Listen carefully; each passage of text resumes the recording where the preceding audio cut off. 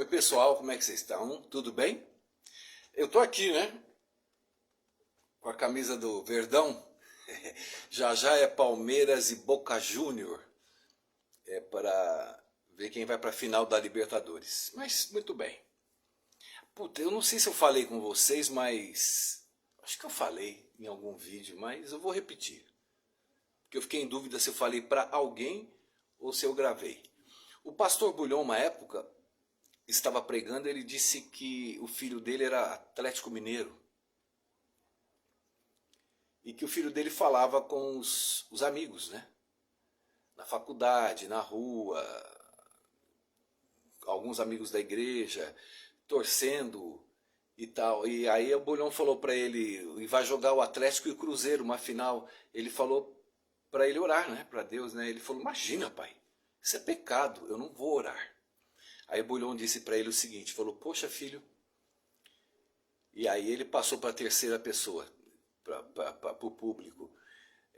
Você fala do seu time para os seus amigos porque você os considera amigo. Mas você não fala para Jesus do seu time porque você não o tem como amigo. Isso é o evangelho. Não é? Para muitas pessoas futebol é pecado. Para muitas pessoas eu ser palmeirense é pecado, principalmente para um corintiano. Enfim, o evangelho é isso, é um amigo, Jesus Cristo.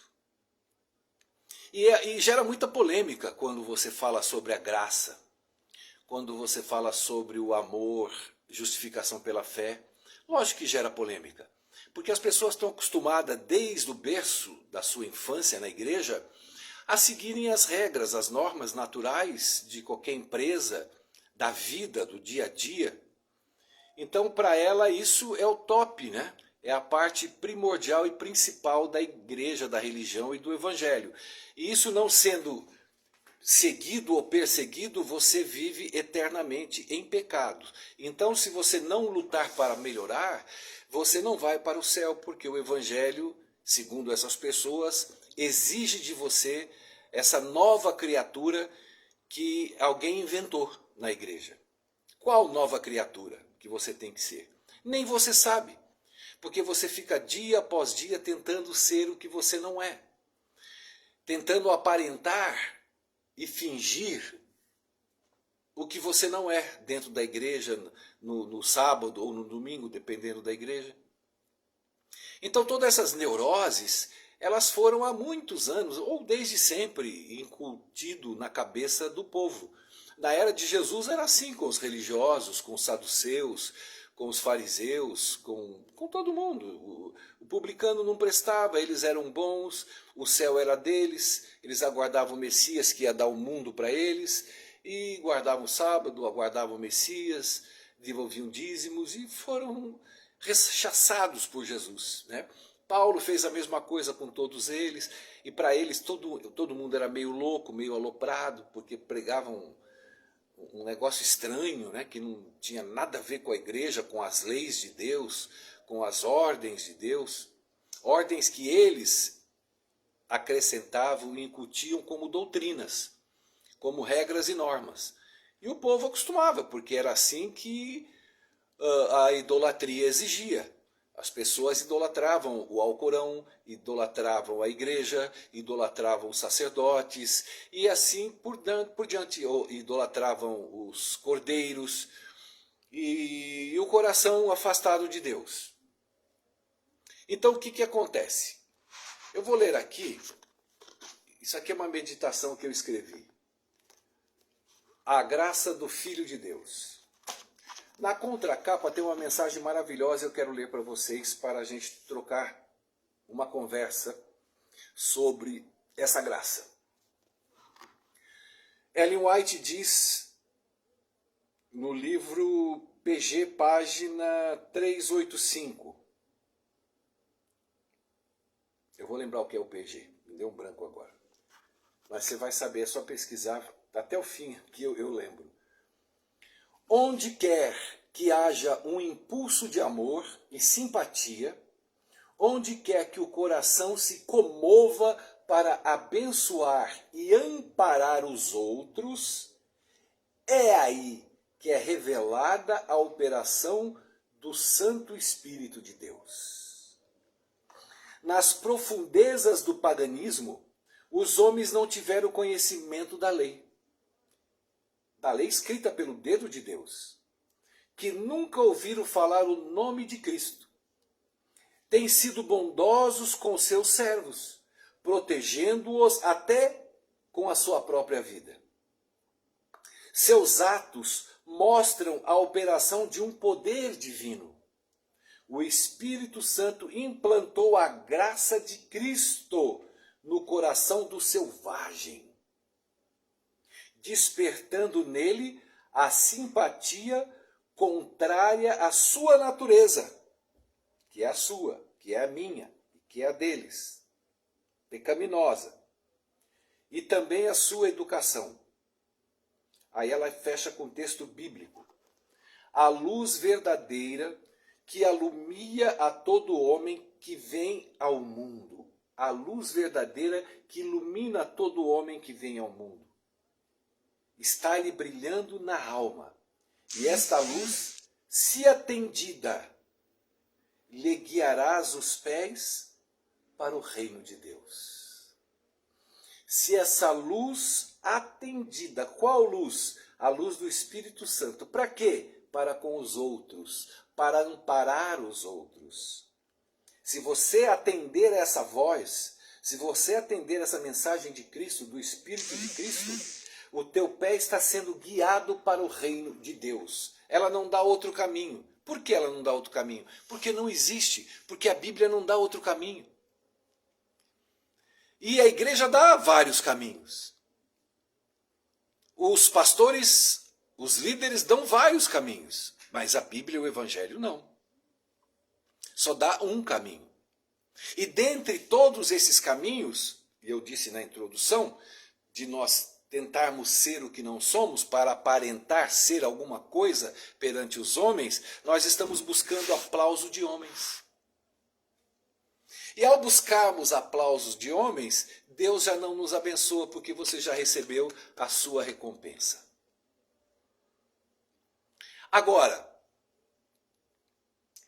para onde nos leva o Espírito Santo? Já que somos pecadores e pecamos diariamente. Então há uma convergência ou uma divergência que nós temos que notar.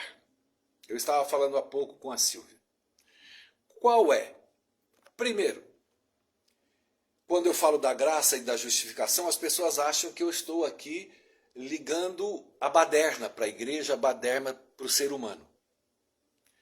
Quando eu falo que todo mundo é pecador e que não tem saída, você pode lutar, você pode querer guardar a lei, você pode querer ser bonzinho, você pode querer ser o que você quiser, você vai para o inferno porque você não vai conseguir ser nada, nem com o poder de Deus e nem sem poder de Deus. Porque Deus não te dá poder para você ser outra pessoa. Deus lhe dá poder para você amar ao próximo. Deus te enche com o Espírito Santo para que você venha amparar a dor do outro. Somente. Agora, o pecado que existe em mim, ele nunca será retirado por Deus e nem pelo Espírito Santo. Será sim perdoado. Então eu vou poder matar, roubar, adulterar? Aí caiu na divergência ou na convergência que eu acabei de dizer. Quando eu cometo os pecados a mim cabíveis, eu estou com raiva, com ódio, eu xingo alguém, eu desejo mal para outro, eu quero bater no meu chefe, eu tenho raiva, não sei. Enfim, são pecados da minha mente de desejar coisa do outro, enfim, vários pecados. Vários, não tem fim. Não tem fim. Quando esses pecados ocorrem, nós somos perdoados. Já fomos, não é que nós somos. Eu passei o meu dia hoje, a Silvia falou também, que pecou várias vezes durante o dia e eu um monte, fora as vezes que eu não percebi. Tudo perdoado. Agora, quando o pecado ele é ungido por você para cometer ao terceiro, qual pecado? Você adulterar, começar a transar com uma mulher casada, ou a mulher casada transar com uma família, o homem de uma família. Veja bem, também é pecado, né? Roubar o seu patrão, roubar o governo, roubar alguém, desviar fins, Pecado. Então, Sherry, você está falando que tudo bem? Não, porque isso não é pecado, isso é mau caratismo. Mau caratismo. Uma pessoa sem vergonha, pilantra, que não vale o que come. Não precisa nem ser da igreja, nada. Ela é pilantra por si. Pessoas que fazem isso. Agora, ok, Jesus não perdoa? Perdoa. Perdoa. Ah, então eu vou continuar roubando? Cara, quando você tem um encontro com Cristo, você começa a frutificar as benfeitorias de Jesus. Você quer o bem do próximo. Se eu quero o bem do próximo, quero, como diz Ellen White aqui, um coração que vive para abençoar e amparar os outros. Se eu crio esse coração através do fruto do Espírito em mim, eu me comovo para abençoar a pessoa e amparar os outros, eu não vou roubar meu patrão. Eu não vou roubar meu país. Eu não vou adulterar para destruir uma família. Então, quando você pega em adultério, você pega em roubo, você só fica batendo nessa tecla nojenta. Isso é uma tecla de mau caráter, não é de pecador. Porque o homem que é perdoado e tem Jesus, ele quer o bem do próximo. E o bem do próximo não é você só dar comida para o cara na rua. O bem do próximo não é só amparar alguém, não é só ouvir, ajudar. Não, é não prejudicar ao próximo. Então, quando você fala em graça e pecados, eu estou falando pecados cometidos por você, para você, contra você. O seu mal-estar, do seu ser pecaminoso, esses estão perdoados. Aí eu vou e roubo meu patrão, e estou roubando, mas estou na igreja. Jesus está me perdoando, eu estou roubando. Agora, que fruto que eu estou produzindo? Não é o pecado de roubar que Jesus está acusando. É o pecado do espírito que está carregado em você. Que não é o dele. É o teu espírito. Você está na igreja, está orando, está acreditando na graça, está acreditando na justificação pela fé, porém o fruto é teu, é pessoal, é satânico, é mal. O mal que você não quer que pratique contra você, você pratica contra o próximo. Ah, então tem perdão? Lógico que tem perdão. Então quando Jesus vem e me perdoa e me enche com o Espírito Santo, meu coração se exulta. Aí o que eu faço? Eu não mudo, eu não fico melhor. Eu paro de roubar. Por que eu paro de roubar? Porque como o Espírito está em mim, o fruto dele é amar o próximo, o fruto dele é abençoar e amparar ao próximo, naturalmente eu paro de roubar. Eu não mudei, eu continuo pecador, cometendo meus pecados, sendo perdoado diariamente. Agora eu larguei de adulterar. Por quê? Porque eu estou prejudicando alguém. Parei de roubar também. Eu parei, eu não mudei. Eu sou uma nova criatura. Que nova criatura é essa? É porque eu mudei? Não. Ser nova criatura não é porque você mudou, teu caráter ficou bom. Não. É porque o caráter de Cristo te abençoou. E para você não praticar maldade para com o próximo, amar ao próximo, você para de roubar e para de adulterar. Ah, eu blasfemei contra Deus, mandei Deus para aquele lugar. Já mandei várias vezes. Você é trouxa, vai pensar assim, mas Deus, ele não tem problema de autoestima. Ele não tem autoestima baixa igual você. Deus não vai ficar chocado porque eu briguei com ele, porque eu xinguei ele, porque eu discuti com ele. Agora, eu vou ficar discutindo com Deus todos os dias? Ora, se assim eu fizer todos os dias, qual o espírito que está em mim? De adoração? De indignação? Eu tenho o direito de me indignar com Deus. Aí vem a resposta de Deus: aquietai-vos vossos corações. Tenha fé. Você está muito impaciente. Isso aconteceu com todos os profetas. Todos xingaram, brigaram, desobedeceram. enfrentaram Deus, encararam Deus, murmuraram. Não abala Deus. O que abala Deus é que ele se entristece porque o espírito dele não está conseguindo aconchego no teu coração e na tua mente. Ele não está conseguindo transformar a tua mente. O que é transformar a tua mente? É olhar para Deus com fé. Sabendo que, por pior que a situação esteja, Deus está à frente e no comando. Se eu tiver que passar por isso, eu vou passar com Deus. Vou ficar brabo, não tem problema. Mas vou deixar o Espírito abrandar a minha alma. Vou suplicar com humildade a Deus para que Ele me faça ter fé. Para que eu volte à origem do Éden. Então, para nós não misturarmos esse negócio de que o Sherry prega graça barata, então eu posso matar, roubar, destruir. Por isso que eu estou te ensinando os caminhos, os pecados, o diferencial, o porquê isso não ocorre mais. Então se aprenda que você nunca vai ficar melhor. Todas as vezes que você estiver mais perto de Deus, mais safado e sem vergonha, você vai se enxergar.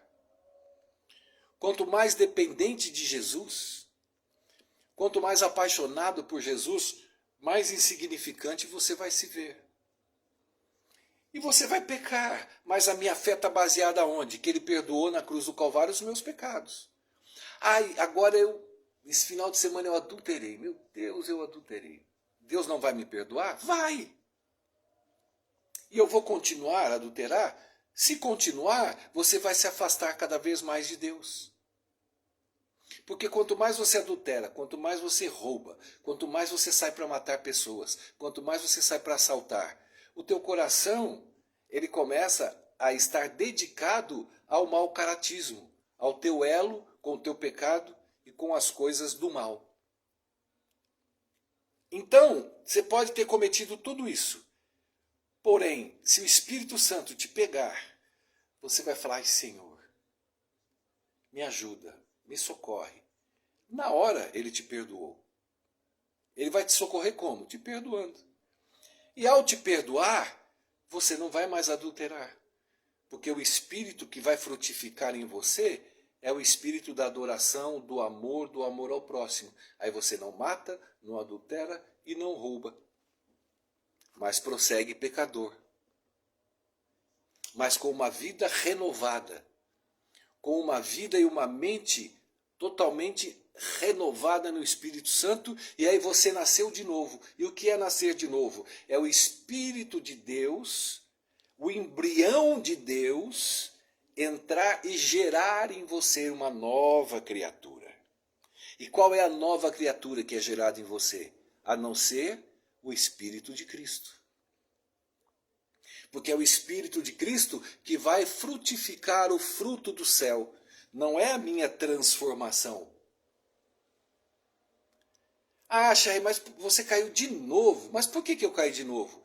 Porque eu sou mau caráter. Porque eu sou pecador. E dei vazão a esse mau caratismo. Usei o nome da igreja? Muitos usam. Quantos pastores adulteram? Pastores em todas as igrejas, padres. Porque são mau caráter. Então todo homem é mau caráter. Agora o homem que se deixa alinhar pelo Espírito e pela graça é o que Ellen White fala. São pessoas que não têm igreja, pessoas que nunca ouviram falar da lei, mas que seguem pelo coração, são movidas pelo Espírito de Deus. Eu li isso aqui no início. Parábolas de Jesus, página 385. Então, meu amigo, minha amiga, aprenda. A paz que Cristo nos dá é algo transcendental. Não existe. Não existe dinheiro, não existe igreja, não existe leitura de Bíblia, não existe nada, nada, nada, nada. A paz que Ele dá quando se deixa habitar, e Cristo habita, é indizível. E eu, perdoado, frutificando o fruto de Deus, pela graça, não vou prejudicar ao próximo. Não vou roubar, adulterar e matar. Está claro isso. Não vou. Porque eu amo o próximo. Porque eu quero amparar o próximo. Porque eu quero ser uma bênção para o próximo. Então por que eu vou roubar? Por que eu vou adulterar? Por que eu vou matar? Agora, habitando em mim o Espírito de Deus, eu vou pecar todos os dias. Mas pecados meus. Pecados do meu caráter pecaminoso. Da minha natureza pecaminosa. Quantas vezes eu já não xinguei de xingar, fica pé da vida. Quantas vezes? Se eu for contar. Mas eu já fui perdoado na cruz do Calvário. Xinguei eu mesmo dentro do carro, ou dentro de algum lugar, ou dentro de casa. Então eu não prejudiquei ninguém. Eu pequei. Estupim curto. Mas tem que ser manso, chefes. É fácil, né? Eu vi Pedro como ele era manso. Eu vi Paulo como era manso. Mandou o homem ser entregue a Satanás. Coitado do homem. Paulo falou por ele. O homem estava traindo alguém lá, não sei se era a mãe, o pai, estava traindo alguém. E ele foi, Paulo falou, joga esse cara aí para Satanás, destruir ele e salvar ele. Ué, mas eu aprendi com Jesus que tem que perdoar. Aí Paulo vai e manda entregar para Satanás? Não tem lógica. Então, qual Deus falou ali? Jesus errou ou Paulo errou? Paulo. Paulo falou pela emoção, era um judeu, um legalista, estava caminhando nas coisas de... Tanto é que um ano depois, se você vê em Coríntios, um ano depois, ele fala para perdoar o cara, loguinho, que o cara vai morrer do coração. O cara vai ter um treco de tanta depressão que ele estava.